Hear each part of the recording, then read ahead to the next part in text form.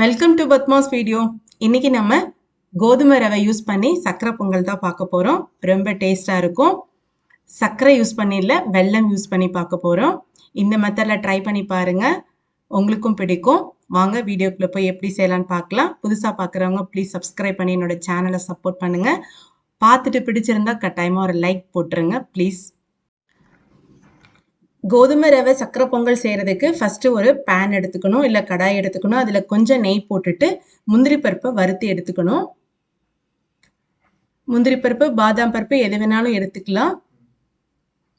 அடுத்து அதே பேனில் அந்த நெய் போதும். நம்ம எடுத்த இந்த கோதுமை ரவையை வறுக்கணும். நான் 1 கப் எடுத்திருக்கேன். இது ஆர்கானிக் ரவை, அதனால ரொம்ப க்ளீனாக சுத்தமாக இருக்கும். தூசி, குப்பை, மண் எதுவுமே இருக்காது ஆர்கானிக்கில் வாங்கினோம்னா. இப்போ நான் 1 கப் எடுத்திருக்கேன். அதை நல்லா வறுக்கணும். அடுப்பை சிம் பண்ணிட்டு ஸ்லோ ஃப்ளேமில் வச்சு வறுத்தோம்னா நல்லா வாசமாக இருக்கும். இப்போ நல்ல வாசம் வருது. இந்த அளவுக்கு வறுத்தா போதும், எடுத்துடலாம். தீயை விட்டுறக்கூடாது. இப்போ அதை ஒரு தட்டில் ட்ரான்ஸ்ஃபர் பண்ணிடலாம். அடுத்து வெல்லம் எடுக்கணும். 1 கப் ரவை எடுத்திருக்கேன் நான். அதுக்கு 1 கப் வெல்லம் எடுத்திருக்கேன்.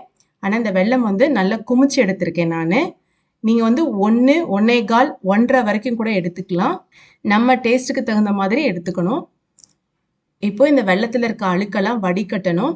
அதுக்கு தண்ணி ஊற்றணும். நான் ரவைக்கு எவ்வளோ தண்ணி வேணுமோ அந்த தண்ணி ஃபுல்லாக ஊற்ற போகிறேன். 1 கப் ரவைக்கு 3.5 கப் தண்ணி எடுக்கலாம்.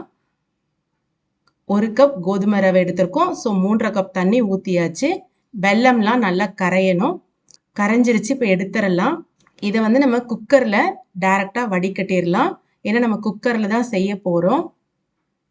இப்போ நல்ல கொதி வந்துருச்சு. இந்த ஸ்டேஜில் நம்ம வறுத்து வச்ச கோதுமை ரவையை சேர்த்துடலாம். நீங்கள் பேனில் கூட செய்யலாம், ஆனால் கோதுமை ரவை அவ்வளோ நல்லா குழஞ்சி வேகாது. குக்கரில் செஞ்சால் பெட்டராக இருக்கும். அதனால் குக்கர்லேயே செய்யுங்க, ஈஸியாகவும் இருக்கும். இப்போ கொஞ்சம் ஏலக்காய் பொடி போட்டுக்கலாம். அடுத்து 2 ஸ்பூன் நெய் போட்டுக்கலாம். நெய் கூட குறைச்சல் போட்டுக்கலாம். இப்போ நல்லா மிக்ஸ் பண்ணி விட்டுறணும். இப்போ நல்லா கொதி வந்துருச்சு. இந்த ஸ்டேஜில் நம்ம குக்கரை மூடிடணும். நல்லா ஸ்டீம் வந்துருச்சு. வெயிட் போட்டுடலாம். அடுப்பை நல்லா சிம் பண்ணிடணும். 10 நிமிஷம் டைம் பார்த்து ஆஃப் பண்ணணும். நீங்கள் விசில் விடுறதா இருந்தால் 3 விசில் விடலாம். இப்போ ஸ்டீம் எல்லாம் நல்லா போயிருச்சு. குக்கரை ஓப்பன் பண்ணிடலாம். இப்போ மறுபடியும் நம்ம அடுப்பை பற்ற வச்சிடணும். கொஞ்ச நேரம் கிளறி கொடுக்கலாம். வறுத்து வச்ச முந்திரி பருப்பை சேர்த்துடலாம்.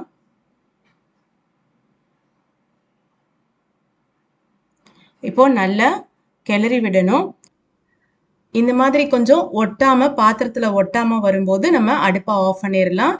இப்போ நல்லா பாத்திரத்துல ஒட்டாம நல்லா வருது. இந்த ஸ்டேஜில் நம்ம அடுப்பை ஆஃப் பண்ணிடலாம். சூப்பராக ரெடி ஆயிடுச்சுங்க நம்மளுடைய கோதுமை ரவை சர்க்கரை பொங்கல். நீங்களும் ட்ரை பண்ணி பாருங்க.